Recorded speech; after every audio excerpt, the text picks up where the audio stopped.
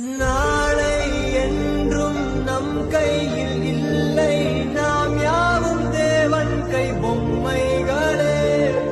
என்றால் கூட போராடு நண்பா, என்றைக்கும் தோற்காது உண்மைகளே.